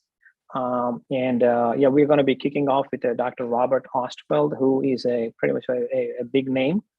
And the second week is going to be Dr. Agarwal. Third week, I'm going to do a 1-hour presentation. And fourth week, we're going to closing out the month of heart health by none other than Andrew Freeman, who is a bit I of love a legend. him. I've had him on everybody you've mentioned I've had on the show, and they're all fabulous. Can I propose a 7th pillar of lifestyle medicine? Sure. Pets. What about this? I can't imagine that. Aren't these good for our heart? Oh, absolutely. Oh my God. Yes. Animal, pets, animal welfare, the 7th pillar. I'm so happy to hear you mention that, the 7th pillar of lifestyle medicine. And at one point in time in the future, I'm hopeful that the college goes that way, the American College of Lifestyle Medicine, the planetary health, which parts, the animal welfare, pets, yes, at a personal level, yes, to see Chef AJ, holding her pet so dearly, and it's a warm sight and a joy to all of us. But planetary health, whether we like it or not, as I've said in some of the essays I've written, is whether we agree with it or not, the true fact of the matter is that the path to personal health and planetary health, literally, not just metaphorically, folks, literally passes through our plates. Let's make a sincere attempt to pave that path with plants. Because there's an ancient saying where I come from in India, right? It's called, in Sanskrit, it is Vriksho Rakshati Rakshitaha. In English, a tree saves its savior. I love that. Okay. The more you talk, the more I just end up liking you. So the data just came out yesterday. I was reading a paper last night that it linked a lot of resources. Again, I read them. I try to, take out as much bias as I can, because I'm not an agriculture biologist. I'm not an environmental scientist. I'm just a run-of-the-mill clinical cardiologist, but when I read these things, I try to understand and assimilate them as much as I can. And the consensus appears to be fairly clear that for the production of 1 kilocalorie of energy for us to consume, right? It takes 100 times more resources on land to produce 1 kilocalorie of energy in beef compared to a plant-based protein, 100 times. So the time has come that we have to think of a little bit of a bigger picture. And because, I don't know who said this, but it kind of stuck with me. Very nice way to put it, that there are not going to be any healthy people on a dying or a dead planet. Absolutely. Right. So Lori's been posting quite a bit, wanting to know if you could please answer the question of, do we have to worry about a high capital L, small p, small a, and what cholesterol numbers are the most important? Yes, the most important cholesterol number right now, if you want to go to any lab and get one blood work, most labs unfortunately are not doing it, is, let me put it this way, because if you have your cholesterol number that you have, right, check your total cholesterol, right, and then check your LDL, low density lipoprotein, right, and then we would, again, hopefully, in the entire country will change, because most of the world does this as a routine. There is a special test in the US. Some insurances are paying for it and some are not. It's called ApoB. If there's one thing that you want to go measure, it's ApoB, and then probably your triglycerides. Because let's face it, a lot of plant-based folks, right? Unless you're very diligent, a lot of plant-based folks are at least I know, at least a lot of them I know are eating a lot of processed carbohydrates. And on an average, if you look at most of the data sets, if you look at the quote unquote vegans and vegetarians, tend to have slightly, sometimes significantly higher triglycerides than the omnivores. So you have to be very careful in watching the refined carbohydrate consumption, refined sugar consumption while you're plant-based, because triglycerides are also independent risk factor for heart disease. And check your lipoprotein little a. So the question that was asked was LP little a. Yes, it is an independent risk factor, and have it checked only once, just one time, because it is 100% genetically determined. If your lipoprotein little a is elevated, it is not because you're eating meat. It is not because you're eating sugar. It's not because you're eating oil. It is because your genetics are such that. That said, we have so far one data set from a nutrition point of view, a study conducted in Houston, exclusively in African Americans, and a well-balanced plant-based diet in that one study was shown to lower LP little a, lipoprotein little a, by about 15%. Is that generally applicable to the entire population? We don't have data yet, but like we said earlier, there are many other benefits. That said, what are you going to do about it? If you find out that your lipoprotein little a is elevated, what are we going to do about it? As of now, there's no established treatment. There's no established treatment. There are a couple of them. Actually, I'm one of the primary investigator for one of those studies at the Tampa FL Hospital. We're enrolling some patients into it. But so it is an extremely important risk factor, especially if you are from where I am from. If you are of Indian or South Indian gene pool or South Asian gene pool, have your lipoprotein little a checked. So that way, maybe that will trigger you to do 20 other things right about your health, and overall risk may come down. But specifically, there is no treatment for lipoprotein little a as of today that is clinically available. Niacin does lower it a little bit, but most people don't tolerate niacin at the doses that lowers its lipoprotein little a. Great, thank you. Here's a fun question from Florence. She's seeing her cardiologist, and she wants to know what test should she ask for a baseline before she gives up having good health insurance. Just a routine blood work, nothing really fancy. It also depends on the risk. If all the numbers are normal. So basically, one of the way to do it, you can also do it. The best, my message to the general public is just Google Life's Simple 7, right? Life's Simple 7. It's put forth by the American Heart Association. It's a risk estimator. It asks you a bunch of 7 or 10 questions. How old are you? What's your cholesterol numbers? Do you smoke? What's your blood pressure? If your blood pressure is elevated, do you take a blood pressure medication? Are you a diabetic? What are your triglycerides? What's your HDL? So it asks all these numbers, and it gives you what we do. It's something called the pooled cohort equation. Or you can even do, if you want to get really sophisticated about it, you can just do, if you want to write it down and say, Chef AJ, if you want to link it, you can just Google ASCVD, atherosclerotic cardiovascular disease risk estimator, right? You can calculate it yourself as long as you have your numbers, your cholesterol numbers. If you have cholesterol, most labs now you can access through an app on your phone. Quest or other labs provide that service to us. And calculate the risk, calculate your risk, based on where my blood work is, where my risk factors are. What is my risk of having an event in 10 years, and what is my lifetime risk? Take that number, have that candid conversation with your cardiologist. Doc, this is my risk, right? And when sometimes the risk may say you are low risk, right? This is where it could be very useful. This is probably one of the important points I want to get across, is that your risk as per your own calculations and your own cardiologist calculations comes as low risk. But you say, my brother died of a heart attack at 50, my father died of a heart attack at 55. And hence I've been doing a very clean life, but I want to know more.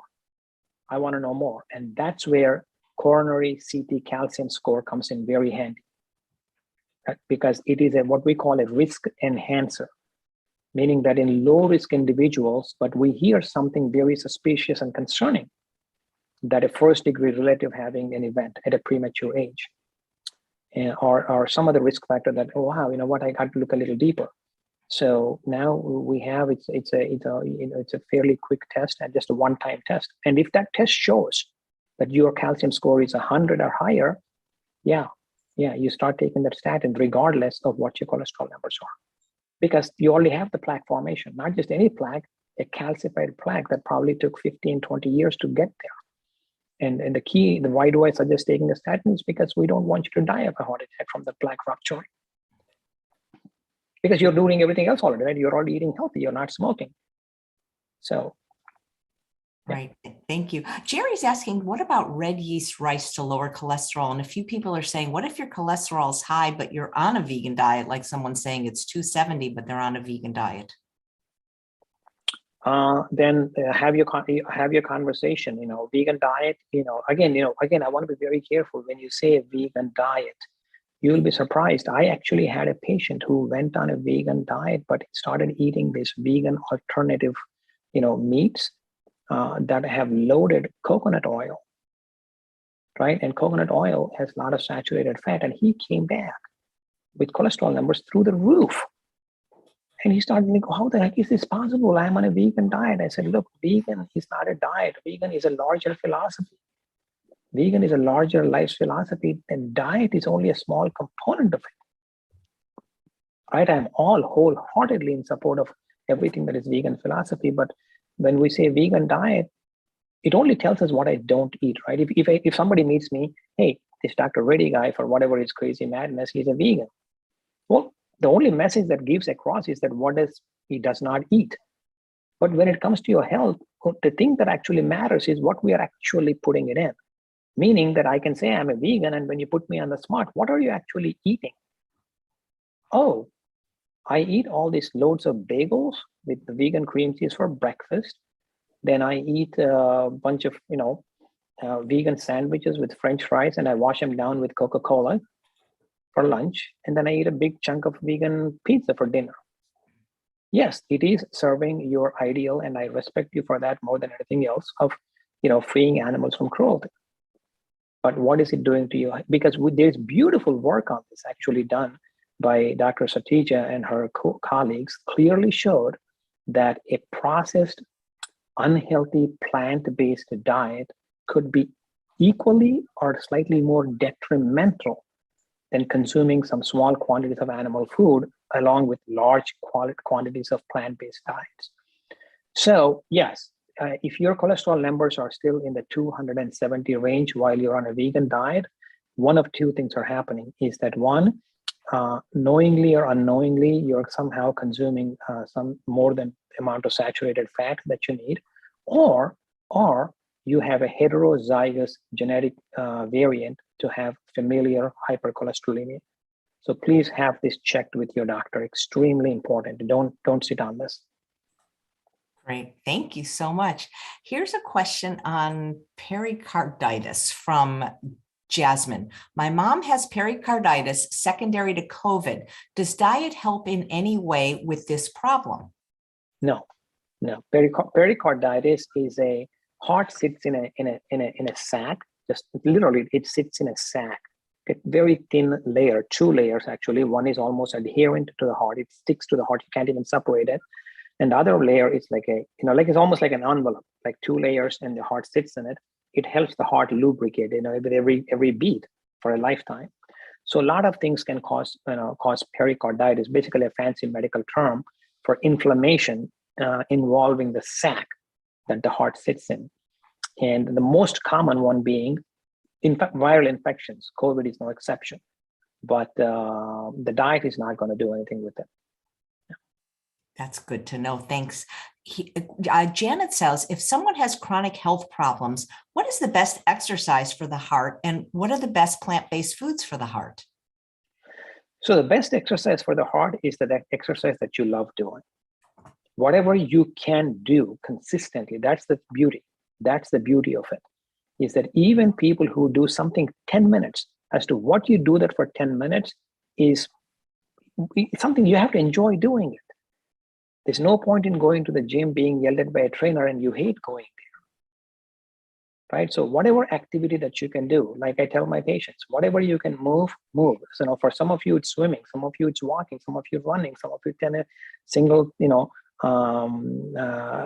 for me, believe it or not, one of my favorite activities is playing ping pong. Only recently I started playing with my son, and I used to play in, fairly advanced level up until, I was in med school. And I love doing it. And if you play with the right level of player, you get a lot of workout from all this. So pick something that you enjoy doing. So again, I go back to the same theme that no one shoe fit all. And once you do it, and in terms of plant-based diet, what are the diet? So 3 things that actually have very, very hardly any debate in health promotion is green leafy vegetables and whole grains and fruits. Right? So eat these in very large quantities. Whole grains and green leafy vegetables have the most data in terms of health promotion. And a lot of people who have been doing this since a very long time, the likes of Dr. Furman, the likes of Dr. Esselstyn, the likes of Dr. Ornish, who have been promoting various approaches to how to make this practical. There are a lot of books. Brenda Davies has tons of cookbooks. So the resources are countless right now. 20, 30 years ago, somebody was going on a plant-based diet. The entire world looked at them like they just dropped on the planet from somewhere else. Right now, the resources are limitless. And look up, just if you go to Google and even Chef AJ's page, there's resources are limitless. How to learn to eat healthy. And I can only talk in terms of, groups of foods, whole grains and vegetables, green leafy vegetables, or any, in the deep purples, the deep yellows, the deep reds, all of them have fairly, proven benefit from a cardiovascular health, especially dark green leafy vegetables. We know that because it's been quantified in terms of, 1 measured cup. 1 measured cup of, when I just said cup, the coffee thing came back. I had to answer the question about coffee. When I just said 1 measured cup, I have to answer the coffee question, which I will in a second. 1 measured cup of steamed dark green leafy vegetables have large quantities of, nitric oxide, delivery to your endothelium. So that helps. Again, consistency and what else you're eating with it. right? There's no point in eating a large bowl of, green salad and then eating junk food the next meal and say, hey, why is this not working? And somebody had earlier asked about coffee. So in overall data with coffee, including what we know from Mendelian randomization, is beneficial. Coffee, including some of the papers that were published 3 days ago, the overwhelming majority of data, up to 3 to 4 cups of coffee. The problem is, how do most Americans consume coffee? We consume coffee, we convert them into, this milk mixture with crazy amounts of sugar and all types of creams on top of it. That's not coffee. A milkshake. Yeah, that's not a cup of coffee, right? A cup of coffee is just a cup of coffee. That's what a coffee is. Yeah, if you drink that, 1 to 2 cups actually has been shown to be beneficial because the flavonoids that go with it. And yeah. But aren't there other ways to get the flavonoids? And if you're absolutely. And what I'm saying is, if you're not drinking coffee, like, should you really start? Because I know somebody like me with anxiety, I cannot have caffeine. Yeah, same. Very good point. Very good point. If you're in the habit of drinking coffee the way coffee is meant to be consumed, not put loads of, certainly not put butter in it, because there is this whole craze going around, right? With this, what is it called? Bulletproof coffee. No, that's not the way to drink coffee. But not to say, again, that now is not, if you're not drinking coffee, if you're otherwise healthy, no. I want that to go, no, I'm not saying that coffee somehow is going to make you better than you. If you're already in the habit of drinking coffee and you're doing it the right way without adding loads of sugar and creams to it, continue it. And if you think that, some of you, if you have arrhythmia, if you have palpitations, even that, actually, there are a couple of papers in the past 2 years, including myself, we used to caution our patients that if you have, cardiac arrhythmias, especially atrial arrhythmias, but more and more data is showing that coffee may not be as bad as we once thought, if consumed as just coffee. Right. Well, yeah, that's bad. Dr. Goldhammer says, just because something's less bad doesn't mean it's good. Yeah. Why is it though that there are I think of what Dr. Kim Williams has once said. He's the former past president of the American College of Cardiology. And he once said, there are 2 kinds of cardiologists, ones that are vegan or plant-based and ones that haven't read the data. There are cardiologists that actually recommend a keto diet to their patients. They do. Again, a ketogenic diet, it's gained a lot of popularity. But if you really look at it, when people say I'm going on a ketogenic diet, right, and they lose weight, and when they lose weight, it's not because of some, at the end of the day, it's caloric consumption. Ketogenic diet is you eat, ending up losing calories, and then you lose weight. That's all there is to it. But the sustainability becomes an issue. Major medical organizations have come out and issued position statements, and about a good number of patients, the cholesterol numbers go up, and hardly any dietary fibers, and so all these things have a long-term effects. And ketogenic diet is not new. This has been going on, from the 1800s, right? Mr. Banting. Some of you who collect medical history may know this. This British man who created this, his last name is Banting. I'm drawing a blank on his first name, in the late 1700s into early 1800s. And there used to be a good generation or 2 of time, both sides of the Atlantic, where going on a diet was called banting.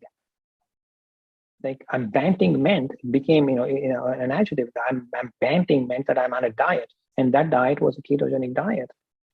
So this is not new. But almost all medical organizations have come out and said is to limit. The data on this also is fairly clear, is to significantly lower the consumption of saturated fat. As to why some cardiologists promote this, I don't know. There are always going to be outliers, but science advances by consensus. So consensus that are based on evidence that is reproducible, duplicatable, and falsifiable. Otherwise, it's not science. Yeah. I want to read a very nice comment from Jean. Dr. Reddy is very motivational. It makes me want to join the military just to become a veteran so he can be my doctor. Wow. That's quite a compliment. I don't know if I'm worthy of that, but that is because just talking to veterans over the past 15, 16 years and their families. And if you are a veteran or a family of a veteran listening to this, my sincere thank you, for your service, because these are humbling stories, what they go through and what they endure during, after, throughout their life. So yeah, they teach me every single time I talk to a veteran, literally till this day, going on 15 years working full time for the VA. But it's wow, thank you for that compliment. And so yeah, but use other reason, or hopefully through Doctor. If you're in Florida, just look up Dr. Agarwal. But I think she's doing it, and Dr. Marbus, as you know very well, Chef AJ. Laurie Marbus now also has an online platform that is available, I guess, across the entire country now. Yes, she does every state. Isn't that incredible? Yeah, that we can get awesome. She's actually the one, I owe her a debt. She's the one who actually introduced me to ACLM. Nice. She's wonderful. We did a whole week based on her too. So yeah, that's she's awesome. She is awesome. She's an unbelievable force. Yeah. And she's a veteran. She herself is a veteran. Oh, absolutely. She's a veteran, an amazing physician, and what a person. Yeah. I love her. I do. So Denise says, for a whole food plant-based eater whose LDL is around 126 and cannot tolerate a statin, are there any other things you can recommend? Yeah, so I'll send a link to, there's actually a position paper by the American Heart Association. And it also depends on what your risk is, meaning that if that person has had a cardiac event, if that person has had a stroke or a vascular event, so intolerability to statin while you're on a plant-based diet, guess what? We have alternatives now. There are alternatives because you already had an event, right? So when you have had an event, please don't take a chance. If you cannot tolerate a statin, which some of us don't, and that's just the reality of life, there are alternatives. There are alternative medications. There are a couple of injectables and a couple more that are made recently available. Please have that conversation. And if you have never had an event, and you're doing the best you can, and your cholesterol numbers are still high, the first and the foremost, when I say, so the question is, if your LDL is still in the 130, 140 range, while you're completely eliminated all dietary cholesterol and all dietary saturated fat, I would have a low suspicion to think if there is a component of familial hyperlipidemia. Right, there are two types of familial hyperlipidemia, where we are born with only one chromosome or one gene that's doing the bad stuff. Those are actually very common. Close to 1 in 200, 1 in 300 people have it. And the other kind is that exceedingly rare, 1 in 100,000, 1 in 200,000 people have it, is that you're born with both the genetic defects, and then you have heart disease by the time you're 8 or 9. So we don't see them. But if your cholesterol numbers are that high, while you are completely eliminated all forms of saturated fat and dietary cholesterol, one of the things to look into is there a genetic component? If it is, you're probably better off taking a medication. And if you don't want to take any medications, there are some alternatives, spirulina, berberine, amla powder, and Brazilian nuts, and the red yeast rice. But the red yeast rice is that you have to eat it in so much quantities. But I would not suggest any of these as a first priority, because we know that they lower cholesterol, but we really don't have long-term outcomes data on this. And I would suggest this only when a patient is just, despite having a clear shared medical decision kind of a discussion to show him or her the risk, but the patient says and then I have to respect where they are coming from. And then I say, well, and then we'll see that these are the alternatives. Right.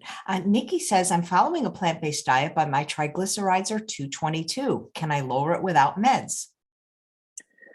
Yeah. So again, on a plant-based diet, if you can, try a couple of things. Try to avoid the refined sugars, refined grains. And for a month or two, try not to eat roots and tubers that grow under the ground, and see what happens. Yeah, wow. So because there are, roots and tubers are more healthier. If just, sometimes, I just this morning we ate actually kale and steamed sweet potato, 2 colors, just the regular sweet potato and the purple sweet potato. And I have a picture. Let me show it to you what I ate for breakfast. So that tells you exactly. Tell us what you eat in a day and what you do for exercise. Yeah, that brings us to a very good. So this is, I don't know if you can see it on my phone. So that's what I ate for breakfast this morning. That looks delicious. Yeah. So one of the things that we're doing, again, 2 days from now is February, America's Heart Healthy Month. So I partner with some, really internationally renowned preventive cardiologists who are ultra marathon runners, who are 100% plant-based eaters.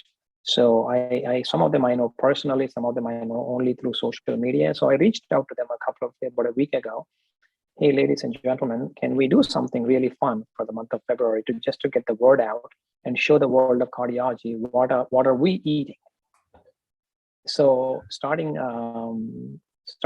February 1st, there's going to be a bunch of cardiologists from across the country who believe in a plant-based way of eating.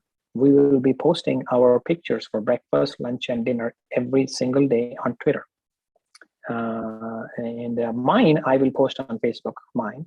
But we formed a little group, and then we're going to hashtag it. We came up with a really cool hashtag name. I'll tell you what that is in a second. And that hashtag is feed your heart. Yeah. So under the hashtag feed your heart, a bunch of 7 to 10 cardiologists from across the country, we will be posting. So yeah, on a given day, again, I eat the majority of the times my breakfast is steel cut oatmeal. And the way I cook it, I just, bring some water to boil. I put a cinnamon stick in it. And while the water is boiling, and then I put some, 1 or 2 cups of, I make it for the family.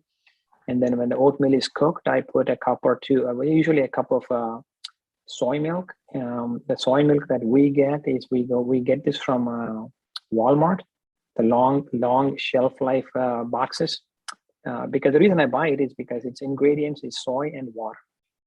No thickeners, nothing, no binders, nothing in it, just soy and water. And it's called West Soy. Again, I don't even know who the company is, but we just like it. And then I add some fruits and berries to it. And then yesterday my wife tricked me. I did not even know that she did it. She cooked oatmeal, and while cooking oatmeal, in the oatmeal, I could not even tell that was in there.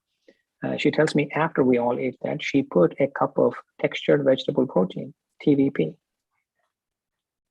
And the oatmeal just bulked up with like literally 1/4 cup with 12 grams of protein in one breakfast meal. So yeah, that's another thing that, extremely, extremely important. Yes, all plants have protein, and we're not going to go into the crazy question that we are, perpetually asked, where do you guys get your protein from? So, that in itself is an entire hour-long discussion. But please be mindful, as you get into 50s and older, do not forget strength training. Do not forget protein, especially as you get older and you want to strength train, because sarcopenia, the medical word for muscle loss, is a big, big problem bordering on a disaster. Right. So especially true, in people like ourselves, who are vegetarians or vegans, is that you have to be a little bit careful. Yes, you will get all the protein from plants. That is not the question, but just make sure that you get that protein, because as you get older, your requirement may be higher. One of my papers, actually, I'm the primary author on a paper that's coming out soon on this very topic, dietary protein and cardiovascular health. And so as you get, especially after 60, 65, do not forget strength training, and do not forget protein. It may have to be even slightly higher than the classic recommended 0.8 grams per kg. You may have to crank it up to almost 1.6 depending on if you're still bench pressing and powerlifting and doing, barbells at 60, 65, you may have to eat up to almost 1.8, 1.9 grams per kilogram body weight. And so, yeah, in terms of what I eat, it's exclusively a plant-based diet, enormous amount of fiber, a lot of greens, a lot of kale. I can live off of few things, kale and beans. I can live off of those two things. And I include a fruit with every meal. And these things become important. I'll tell you something, Dr. Agarwal was the co-author, and she'll definitely mention this paper when she speaks in a couple of weeks. But, most cardiologists don't get any training in nutrition. Absolutely none. 90% of cardiologists in America don't get any training in nutrition. But you ask those cardiologists, do you think nutrition is important? Right? So 80% of the cardiologists will say, yes, nutrition is important. And then you ask them, is it so important that it is your responsibility to talk to your patients and their families about nutrition? Close to 70% say, yes, it is our responsibility, despite not having received any formal training. The last question is the most fascinating. Do you yourself, Mr. or Mrs. Cardiologist, do you yourself eat at least 3 to 5 servings of fruits and vegetables a day? 70% of cardiologists don't. And that's why heart disease continues to be the leading cause of death amongst American cardiologists. So I'm mindful of that, and I try to do the best I can. And, in terms of bread in our household, the only bread that we eat now is the Ezekiel brand. And, pasta, we have 3 teenagers, so we're not a household without pasta. So we eat Banza brand, Banza, because it's made out of garbanzo beans, unlike the conventional pasta. That pasta has loaded with fiber and protein, so it fills you up fairly quickly. And also having the luxury and my wife, who just can somehow whip out these amazing meals while she's doing MD, MBA, and all kinds of works. It's a phenomenal cook. So I try to chip in as much as I can. So do kids. So yeah, nothing crazy. Simple things: lentils, beans, whole, nothing really fancy stuff. Just protein, easy to cook, meals. Yeah, during Thanksgiving and Christmas, we kind of go kind of crazy, cooking 7-9 meal courses from scratch, just to show our guests that yes, the Reddy household just don't eat grass off of their lawn. We actually eat food. So is your whole family plant-based with you? Yes. Actually, our daughter, our eldest, who is now 18, she's in college. She's a freshman in college. She's the one who actually got us into all of this through she spoke when she was actually on camera on your show last time when you and I spoke. And so we were actually on a beach in 2015, and I'm a photographer by hobby, and I'm taking pictures. And there was a commotion on the shore, so we walked up to see what's going on. And these young boys who are fishermen pulled out a baby shark. And I'm taking pictures, and the next thing we hear is that my daughter was very, very upset. And her logic with me was that if this is actually what it takes for me to enjoy your home-cooked grilled salmon, I don't want to be a part of this. So that's an emotion that came so naturally to her. So I was just a supportive father. Do your thing. And while she was doing her thing, I started looking into the science of this. What is she doing? What is the science of a completely vegetarian diet? Growing up in India, I've heard about vegetarian diet, but I was never a vegetarian. And then as I read more and more about it, and the combination of the environmental impact, the combination of the animal suffering, the combination of human disease, all of that led to, and then we gave each one of us our own time. Yeah, it's not like, we all have to become plant-based. And so each one of us became plant-based at our own pace. And our youngest is now 14, he's going to be 15 in a couple of months. When I was completely 100% plant-based, I was still cooking chicken legs for him because I had to, because, especially at such a young age, that a value system that they're going to hold on to for the rest of their life cannot be forced and should not be forced. It has to come from within. And for him, it came from within. And then he is now, up until about a year ago, he used to get mad at us to have something with honey in the food. So now even we got rid of that because of him, not because of us. So yeah, our entire family is now 100% plant-based. Well, that is just amazing. Thank you so much. I know I've kept you. It's hard to let go of because you're just such a wonderful human, and it's just been so wonderful talking to you. That's okay. I'm just saying. I just want to share, yeah. And it's been 2 years. See, if you had come back a year later, we wouldn't have had to stay so long. We would have been caught up. But I hope it's not another 2 years before we speak again. No, yeah. Shoot me up. I have a pretty kind of engaged year this year. I'm already, I think, invited to 4 or 5 different meetings and presentations. I'm just trying to, learn and share as much as I can and see where all of this lands. And then at the end of all of this, just want to simply say to myself that when I saw something wrong, I tried. That's all. Well, it's an honor to know you, and I really appreciate your work and your demeanor. Likewise. And the way you deal with patients. It really, really is very, very inspiring. And maybe I'll join the armed forces too, just so I can see you. I think I'm too old though. I don't know if they take. No. Look, that's a huge commitment. There are many other cardiologists. There are many other brilliant people, and who have been doing this for much longer than I'm doing. And that's why we're inviting some of them to speak on our behalf. Actually, I'm doing a week with Dr. Columbus Batiste starting tomorrow. Actually, he's awesome. Columbus is awesome. Yeah. I work with him, and he and I published a couple of papers. He's another force for good. Again, for those of you who are joining us late, if you want to get a feel for my philosophy of the totality of lifestyle medicine, you can kind of get a small piece of that just by going to YouTube and typing carrot and stent. And literally the first hit would be my 15-minute YouTube video. And if there's anything we can do from the nonprofit, it's a PBLM.org, plant-based lifestyle movement based in Tampa. Just trying to get the word out to the community. We're trying to partner with our local universities, local area chefs, local area restaurants, local area schools. Before COVID, we used to have a lot of public events. During COVID, we've been doing some Facebook events, inviting speakers, that kind of stuff. So yeah, that's where we are. Great. Well, thank you so much, Dr. Reddy. It's just absolutely. Thank you. Absolutely. Thank you for the opportunity, and wish everybody a blessed year, and stay healthy, stay safe, and stay away from the cardiac cath lab. Take those steps. Take those steps so you don't step inside my cath lab. It's doable. Absolutely. And thank you to the American College of Lifestyle Medicine for providing me with such a week's worth of wonderful guests. And please come back tomorrow. My show is going to be at 2 p.m. Pacific time with Dr. Scott Stoll, and actually Dr. Agarwal might come on briefly because she is in his new book of his disease reversal. So we might see Dr. Agarwal tomorrow. Absolutely. Perfect. Thanks, guys. Again, thank you for the opportunity, and take care. It is my pleasure. Thanks.